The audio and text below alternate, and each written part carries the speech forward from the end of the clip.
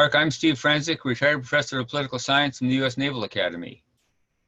New York, we're looking forward to a great 15-minute conversation or so. My name's Tom Vance. I'm a professor at Kansas State University. My name is Tom Tinder, and I'm an attorney from Charleston, West Virginia. Would you introduce yourselves? Hi, good morning. My name is Cassandra Rodriguez. Good morning. My name is Alexandra Campanella. Good morning. My name is Anatoly Ampolsky. Good morning. My name is Paige Sharling. Good morning. My name is Julia Fram. And we are joined today by our teachers, Ms. Rutter, Ms. Sazoff, Ms. Kolvat, our principal, Ms. Cohen, and Ms. Lester. Well, thank you very much. We're doing question number 1. In 1963, Dr. Martin Luther King said, quote, "Never in the history of this nation have so many people been arrested for a cause of freedom and human dignity," unquote. What lesson can be learned from the Children's March in Birmingham, Alabama? What is civic engagement and what is its significance in American history? What responsibility, if any, do schools have to promote civic engagement? You may begin. Barack Obama once said, in the face of impossible odds, people who love this country can change it. Our founding fathers wrote in the Declaration of Independence that it is the right of the people to alter the existing government or institute a new government in the face of injustice. From Susan B. Anthony and the Seneca Falls Convention to Martin Luther King Jr. and the Civil Rights Movement, historical figures have been encouraging the use of civic engagement and civil disobedience to fight for the protection of our fundamental rights. The idea of civic engagement and civil-mindedness, the promotion of improving the quality of life in a community through social and political involvement, has been an American value that has been practiced by youth throughout history. As children cannot vote, they use protests and marches as a means to have their voices heard. Protests initiated by our youth are often more impactful and compelling as children are regarded as unaware of the world around them. Despite the landmark Supreme Court decision in Brown v. Board of Education, which stated that separate but equal is not equal, school desegregation would not have become a reality without the brave Little Rock Nine entering the previously segregated school. Furthermore, while Dr. Martin Luther King Jr.'s letter from Birmingham jail very powerfully set the stage for peaceful protest and civil disobedience, it was the Children's March in Birmingham that sent out the clearest message of all. These children missed school and used civil disobedience encouraged by Dr. King, even though they faced an aggressive police force, using powerful water hoses, attack dogs, and batons. The children persisted, and this march established that age does not matter when your rights are denied. The youth continue to be seen on the front lines of the fight against segregation and for their basic fundamental rights. Even though the Supreme Court ruled that segregation in facilities provided for interstate travelers was unconstitutional, the southern states had ignored the rulings and the federal government did nothing to enforce them. Therefore, a group of student activists, part of the Congress of Racial Equality, launched freedom rides. 7 months later, the Interstate Commerce Commission officially outlawed discriminatory seating practices on interstate buses. Additionally, in 1960, 4 young African-American college students, known as the Greensboro Four, staged a sit-in after being denied service at a white-only restaurant. This sparked an uprising of student-led sit-in movements throughout the South, ultimately forcing several establishments to change their segregation policies. Without the actions of these younger individuals, the process of desegregation and the protection of African Americans' fundamental rights would have been further delayed. Recently, 15-year-old Greta Thunberg demonstrated tremendous civic mindedness when she addressed the United Nations and made an emotional plea about the severity of climate change. She coordinated the school strike for the climate movement and has continued to bring awareness to the global climate crisis, influencing climate strikes around the world.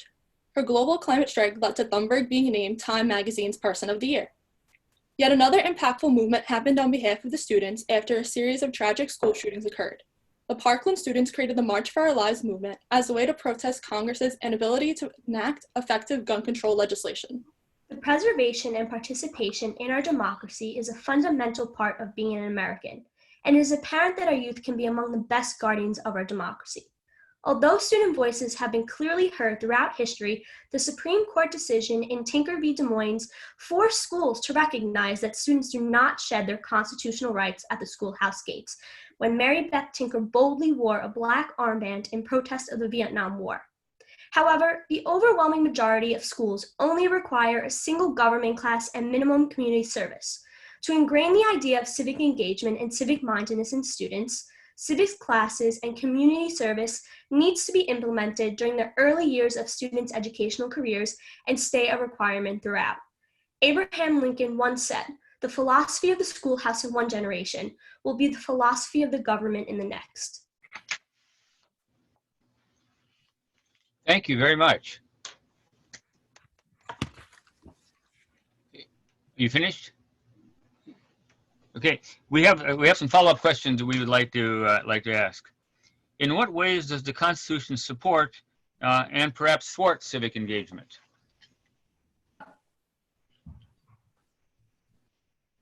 I believe with the First Amendment, specifically stating you have the right to peacefully protest, and things such as you have the right to vote for your senators, no matter your race, no matter your gender, things like that have established that it doesn't matter. Your rights should be protected, and if they're not, you have the right and duty to protect those rights and gain them for yourself.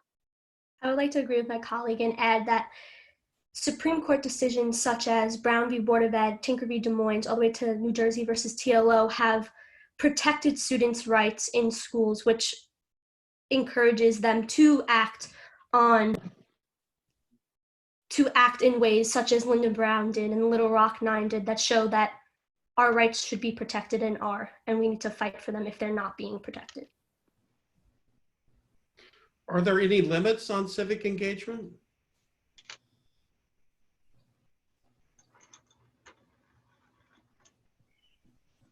Can you please rephrase your question?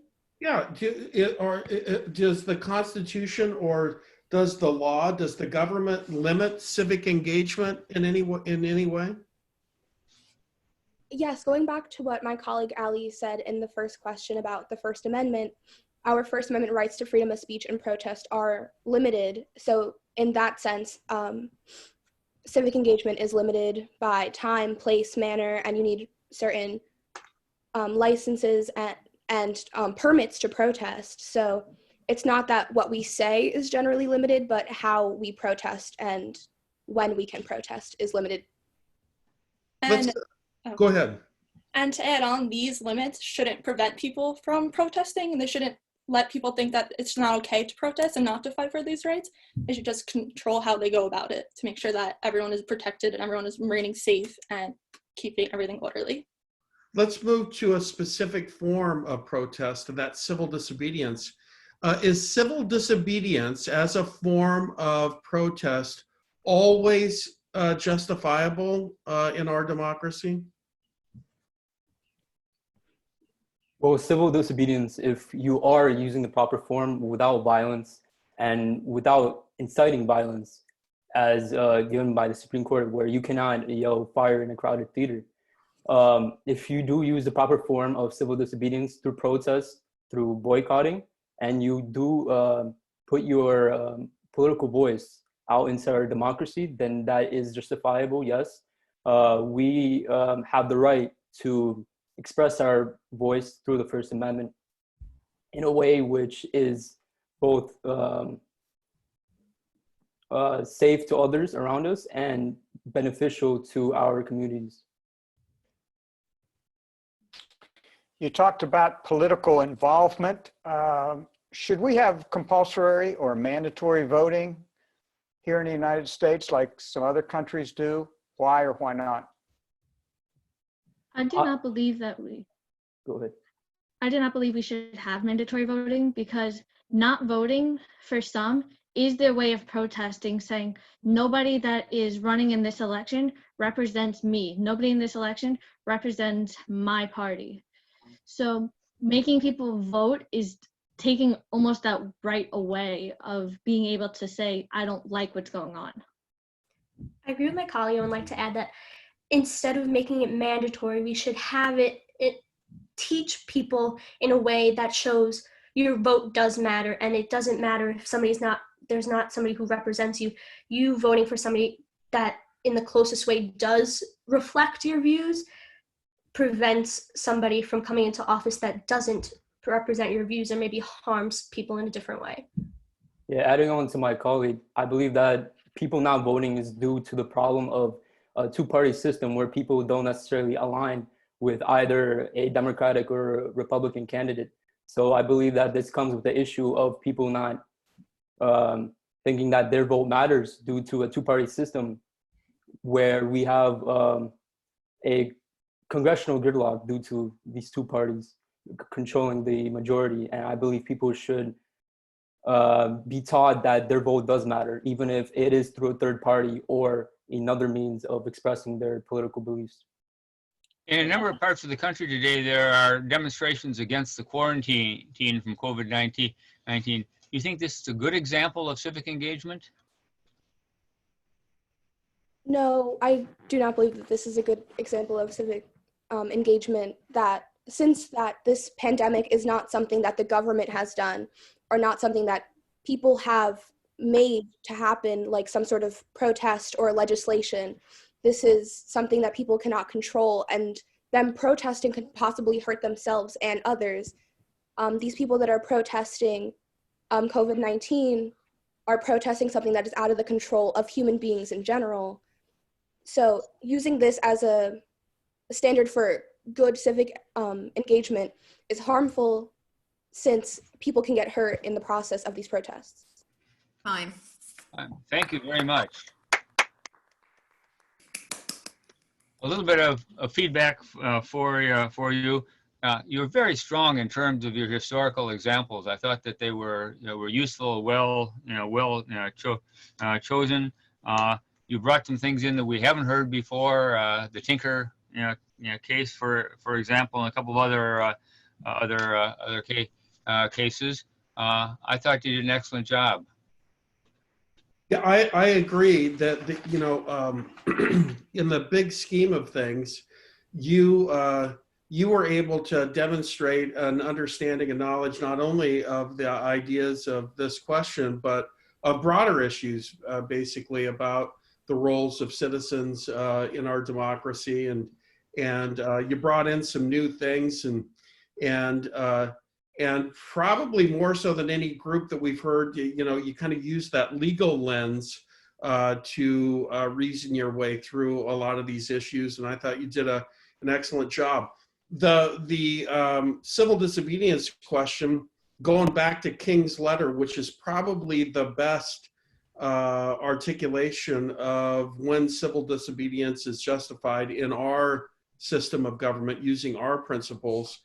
King really talked about it can't just be a run-of-the-mill law or action of the government that you're upset about. It's got to be a law that doesn't square with moral law or higher law. And so that's step one. Step two is you have to have tried to work within the system to change that law before civil disobedience is justified, at least according to King. So, but again, overall, an outstanding job. You guys get it. And I'm looking forward to you being the leaders of tomorrow.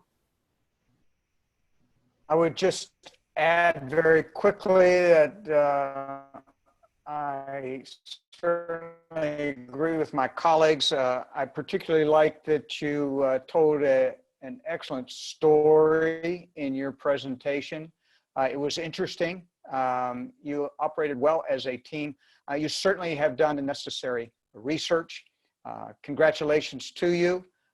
Wish you the very best of luck, and you're to be highly commended for your involvement and the wonderful teaching done by your instructors, especially during these extraordinary times. Good